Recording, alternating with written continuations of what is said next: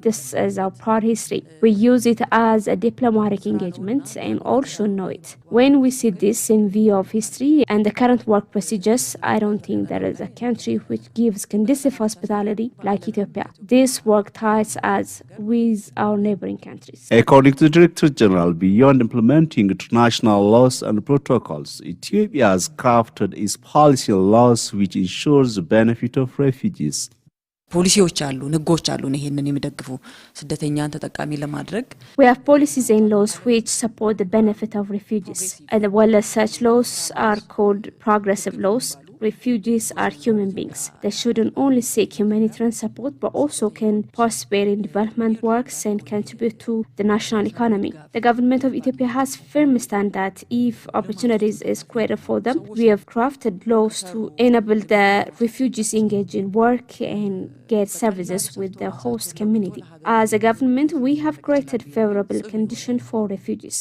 Following the presidency of Donald Trump, U.S. aid support for refugees has been banned. Asked about the problem encountered along with the suspension of the support, Taiba pointed out that the problem is very serious, and her office is working with the government and concerned stakeholders to solve the problem.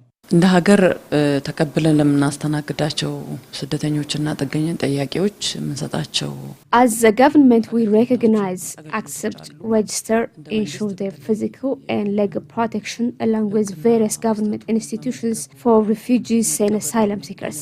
To solve the problem, it requires an investigation of other finance sources beyond the U.S. and undertaking advocacy for largely. As a government, we consider it as a serious issue. Based on the scope of the problem, we are closely working with the government and other stakeholders. As refugees issue is an international responsibility, we are working to enable the international community discharge their responsibility vested into them by the international laws and agreements. The problem is seen vividly. NGOs are firing their employees and closing their offices. The USAID fund ban imposed huge problem to the basic service provision of the refugees. The Director General emphasized that the region in which Ethiopia is found is unstable and fragile due to civil wars and other problems. Therefore, she urged all stakeholders to support the effort of Ethiopia to host refugees. With the same development, Ethiopia, with its long history of hosting refugees, is grappling with the complex challenges of accommodating over 1.1 million refugees. The 2025 World Refugee Day is being marked in Finfinne under the theme Community as a Superpower. Our reporter Shetu Opsi is live from Finfinne attending the event.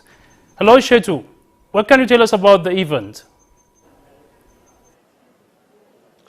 Thank you, Fantown. As you mentioned, today World Refugee Day is being marked under the theme Community as a Superpower. When we raise the issue of refugee, Ethiopia's name is really in the forefront as a global arena because Ethiopia is hosting the second largest number of refugees in Africa and the seventh in the world. In doing so, Ethiopia Refugees and Returnees Service is facilitating various facilities that serve refugees that are in Ethiopia. Related to this issue, the area in which Ethiopia is found is really very much fragile because there is a war in South Sudan, in Sudan. The situation in Somalia is also so much fragile. So a lot of refugees are flooding to Ethiopia from day to day.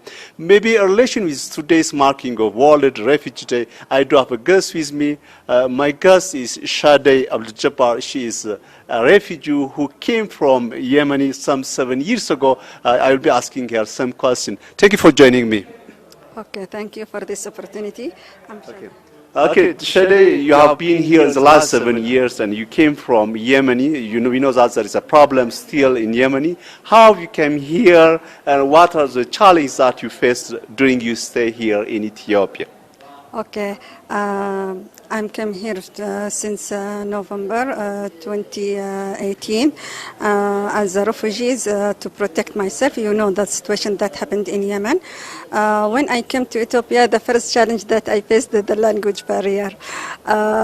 Unfortunately, I couldn't understand when the people talk to me. But fortunately, there is lots of people in Ethiopia, they speak English. So this helped me to facilitate to to get the services, to manage my life.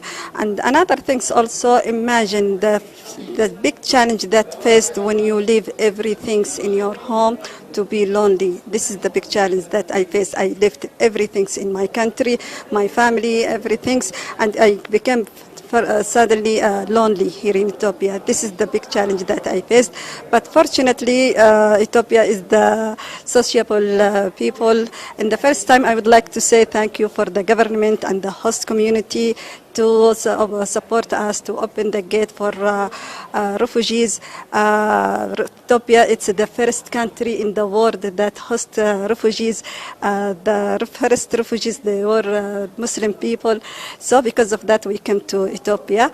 We appreciate that what we find here from Ethiopia, the facilities, the supporting from the government, from the host community and the international NGOs like that.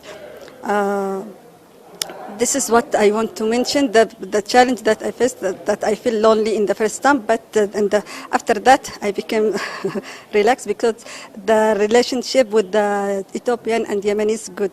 We have good relationship. Host community, when they understand that I am Yemeni, they accept me. This is the good things. And also the history between Yemen and Ethiopia, there is a good history. There is controlling by one kingdom, Shiva. Yeah, this is one the things good. Yeah, here I found you have established a foundation called Ethio Friends Foundation, which is aiming at supporting refugees or displaced people around here. What's the objective of just establishing this foundation, and what are you doing? I hope you to have employees under you. Just would you answer this question in short? Okay. Ethio Friends Foundation, it's the first organization led by refugees in Ethiopia. This organization, the goal, the objectives of this organization to empower refugees and unsettled people in different areas, economically, socially, health, everything, so to be able to integrate with the host community. As you know, refugees, when they move from their country to another country, they feel that everything it's new for them, the environment is new for them, so they face challenges, difficulties to include with the host community. So because of that, Ethio Friends, it's to help and support refugees to be able to include with the host community. Another things also to send the awareness for the host community that there is a refugee, because many host community, they don't know there is a refugees here in Ethiopia, to advocate also the issues of refugees in Ethiopia. This is in short. Thank you for your time. Thank you so much for your invite. Yeah. The Ethiopian Refugee and Return Services just facilitating various services that refugees want, including food, education, and also the government of Ethiopia is applying and practically implementing various protocols and international laws relation with refugees, and also the country, the government of Ethiopia crafted its own policy which supports or which ensures the benefit of refugees. So, but here in these days, the lack of fund or declining of fund from various non-government organizations is making a problem. That's all I have for now, Fantan. Thank you. Our senior reporter, Shetu, thank you for the details. Moving on, State Minister of Tourism, Seleshi Girma, says Ethiopia's tourism sector has been showing significant improvement over the past 7 years. He called on private sectors to engage in the tourist destinations development. Fikadu Brano reports. In an exclusive interview with OBN Horn of Africa, State Minister of Tourism, Seleshi Girma, says Ethiopia boasts significant tourism potential stemming from its diverse natural landscapes, rich cultural heritage and historical sites, adding the country's tourism sector has been significant growth, particularly in ecotourism and adventure travel. I'm very optimistic and I see a very promising future for the Ethiopian tourism as well. Because with the fact that Ethiopia is endowed with long years of history, it has a very diverse culture, and the natural endowment is, as we can see from Ras Dajan or Bale to Ludimtu to the desert in Dalol, in Ertaal, Afar. So it's like we have, you know, all the way from Norway to Dubai, because from the very cold and highland area to the lowland and the desert areas. So across all this chain, you can find endemic animals, endemic species of flora or plants. So Ethiopia is really rich in natural endowments, cultural diversity. He stated that the government is investing in infrastructure development, including roads and airports, to support tourism growth. Now the government has already given much attention to the tourism sector. Tourism sector now become homegrown economic reform agenda. It's one of the top 5 priorities, similar to agriculture, manufacturing or industry, mining and information communication technology. So with this emphasis and having now a sole standing strong tourism ministry, there is a high chance that we can really achieve more in the tourism sector, or much more than we could ever imagine. There are a very good beginning in the developing of tourist destinations, expanding facility, tourist infrastructure. According to the State Minister, private companies can contribute to developing and maintaining essential tourism infrastructure. There is a good scenario for the private sector to invest in the tourism business. So these are the engine or motor of the sector, so that it creates more job, it brings more currency, and it benefits the country at large. So we are on that specific track, working very hard in the tourism sector. So tourism in Ethiopia today has a lot to tell. I also want to reaffirm the government's role in the tourism sector, because the government has given a priority, like I said. That's one. Following that, a strong ministry is established. Despite some challenges, the future of tourism in Ethiopia is promising, with potential for further growth and development.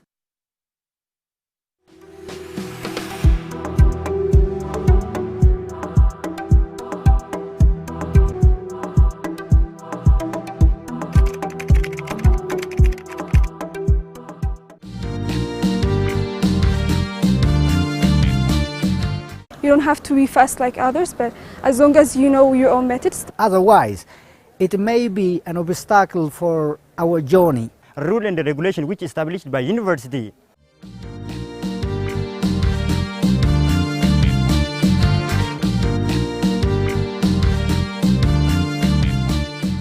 And their aspirations and their future destinations. It's been my whole life. It's my dream to be a lawyer. Do you drink coffee there? Much. Connection with people. In coming to this university,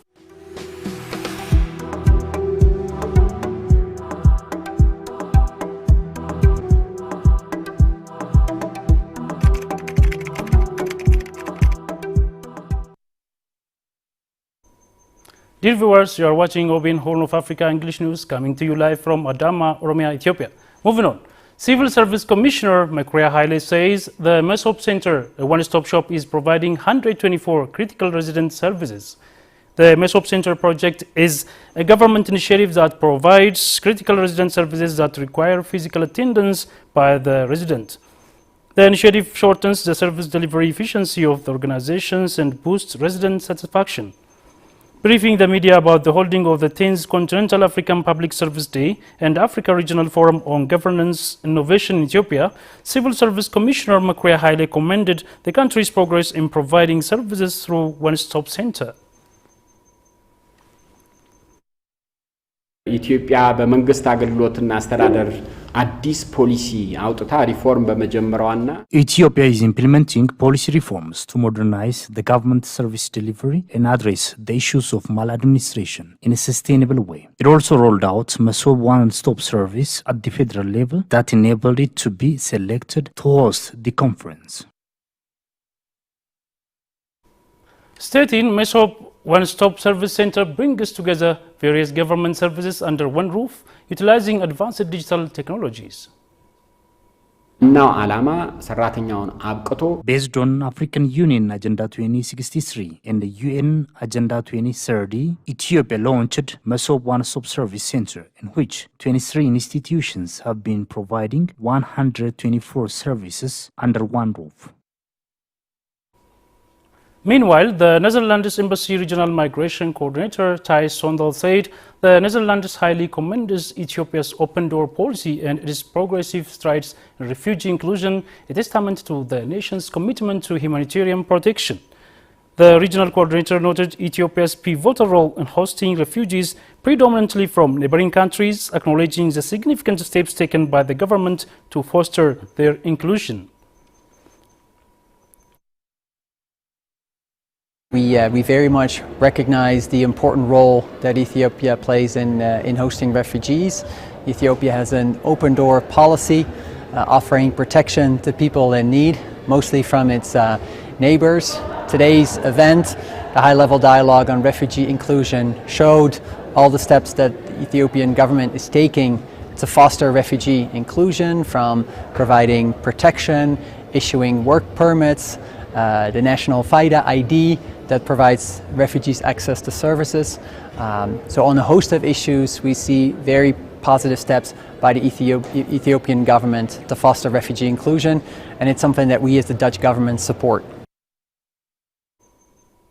He further detailed the concrete measures adopted by Ethiopia, which were showcased at a recent high-level dialogue on refugee inclusion held in Finfinne.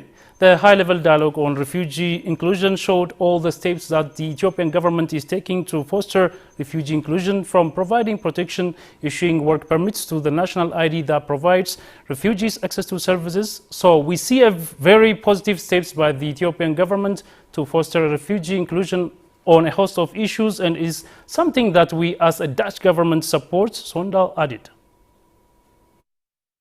As the Netherlands, we're still a large contributor to humanitarian aid and development aid.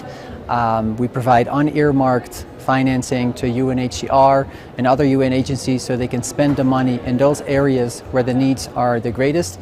But we also have our own development programming.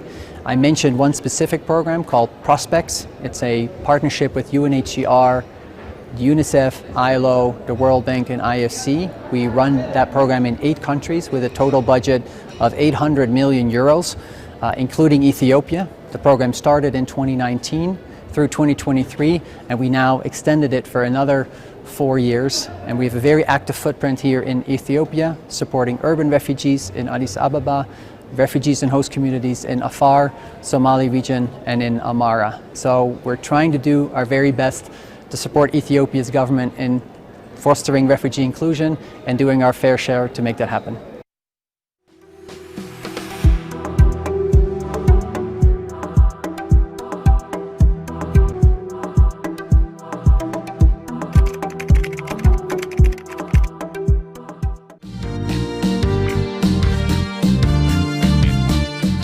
You don't have to be fast like others, but as long as you know your own methods. Otherwise, it may be an obstacle for our journey. Rule and regulation which is established by university.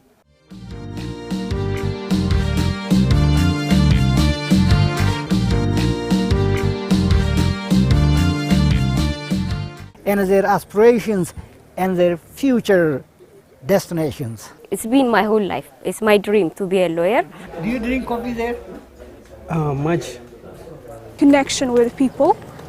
In coming to this university,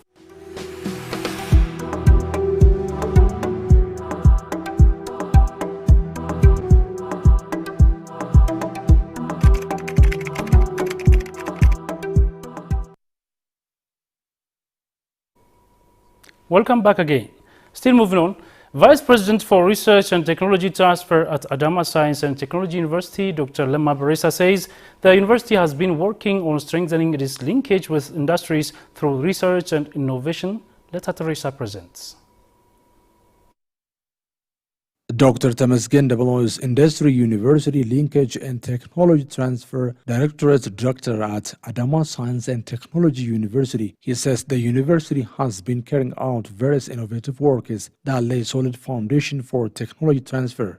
አዳማ ሳይንስና ቴክኖሎጂ ዩኒቨርሲቲ የተለያየ የሪሰርችና ልቀት ማዕከላትና የሪሰርች ማዕከላቶች አሉን። The Adama Science and Technology University has research and centers of excellence. The centers of excellence are related to the technology transfer. For example, the one which is called Sustainable Energy Center of Excellence works on how to develop alternative renewable energy sources. Having developed the technologies, it focuses on how to transfer and adapt them as well as modify it if it is necessary. Finally, it provides them to the end users. Dr. Temesgen also mentioned the innovative works that gained patent right. ሰፖርት ያደርጋል ብለን ያሰብነው የፓተንት ኦፊስ ነው። The university has received patent rights for various projects and innovative ideas it has developed so far.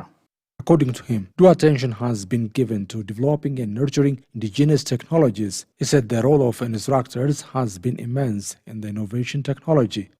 Dr. Lemma Barasa is Vice President for Research and Technology Transfer at Adama Science and Technology University. He mentioned the focus areas of the institution. In addition to acquiring theoretical knowledge, the students are required to participate in innovation research that addresses industrial issues and do their thesis for their graduation. This is one of the pillars of the university's mission. Second, they are involved in applied research, resolving industry and community problems. He stated the extensive activities the university has been carrying out, focusing on technology transfer. በጣም ሰፊ ስራ ነው የምንሰራው በቴክኖሎጂ ትራንስፈር። Tremendous works were done, particularly on technology transfer. We've made ready more than 15 technologies for mass production. They've been developed at prototype level.